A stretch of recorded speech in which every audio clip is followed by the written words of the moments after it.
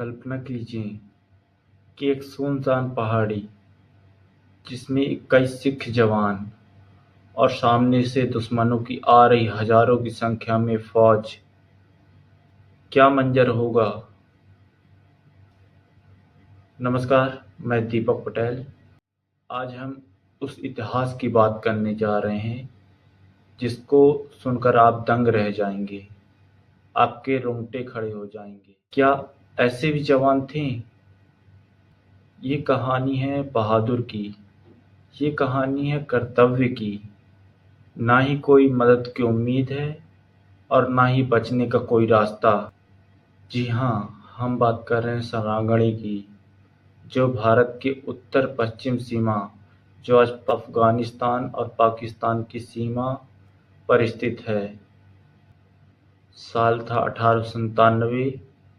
भारत की उत्तर पश्चिम सीमा, जो आज पाकिस्तान और अफगानिस्तान की सीमा है। यहाँ 2 किले हुआ करते थे, एक फोर्ट लॉकहार्ट और एक फोर्ट गुलिस्तान।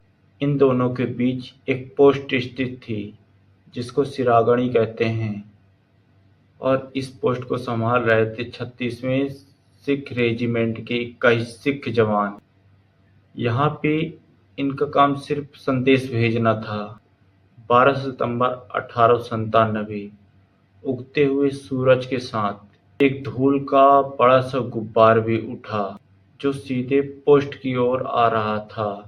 लगभग 10,000 से ज्यादा हमलावर दुश्मन पोस्ट की ओर आ रहे थे और पोस्ट की कमांड हवलदार इसार सिंह संभाल रहे थे।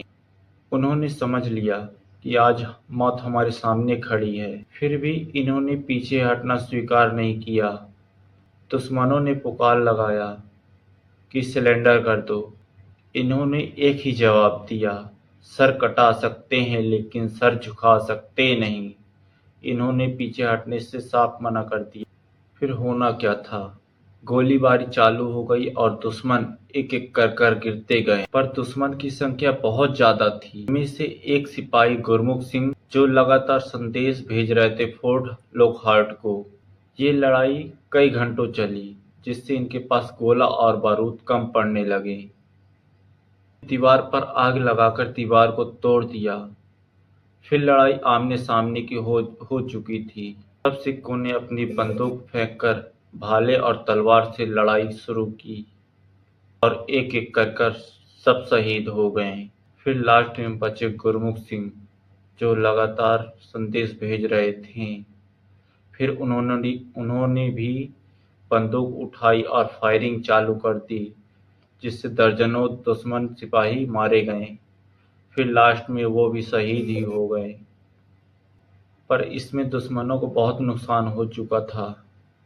अगले दिन जब अंग्रेज सिपाही और अधिकारी वहां पहुंचे तो वहां दुश्मनों की लाशों के ढेर लगे हुए थे।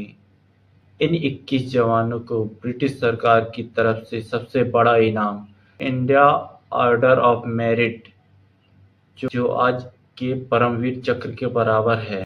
तो आगे से जीवन में यदि कभी भी ऐसा लगे कि हालत हमारे बहुत खराब है, तो सरागढ़ी को याद कर लेना।